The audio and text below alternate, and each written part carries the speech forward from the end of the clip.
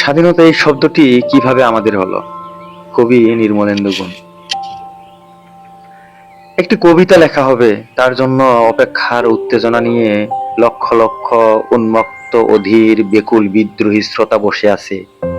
ভোর থেকে জনসমুদ্রের উদ্যান সৈকতে কখন আসবে কবি? এই শিশু পার্ক সেদিন ছিল না, এই বৃক্ষে ফুলে শোভিত উদ্যান সেদিন ছিল না, এই তন্দ্রাচ্ছন্ন বিবন্ন বিকেল সেদিন ছিল না। তাহলে কেমন ছিল সেদিনের সেই বিকেল বেলাটি? তাহলে কেমন ছিল শিশু পার্কে, ব্রেঞ্চে, বৃক্ষে, ফুলের বাগানে ঢেকে দেওয়া এই ঢাকার হৃদয় মাঠখানি?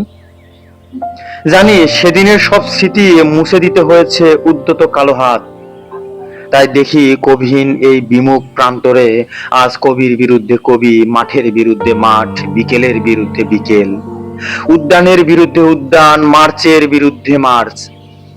হে অনাগত শিশু, হে আগামী দিনের কবি, শিশু পার্কের রঙিন দোলনায় দোল খেতে খেতে তুমি একদিন সব জানতে পারবে।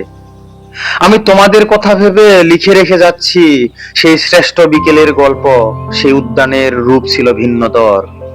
না পার্ক, না ফুলের বাগান, এসবের কিছুই ছিল না। শুধু একখণ্ড অখণ্ড আকাশ, যেরকম সেরকম দিগন্ত প্লাবিত ধুধু মাঠ ছিল দুর্বাদলে ঢাকা, সবুজে সবুজময়। আমাদের স্বাধীনতা প্রিয় প্রাণের সবুজ এসে মিশেছিল এক ধুধু মাঠের সবুজে। কপালে কবজিতে লাল শালু বেঁধে এই মাঠে ছুটে এসেছিল কারখানা থেকে লোহার শ্রমিক, লাঙ্গল জোয়াল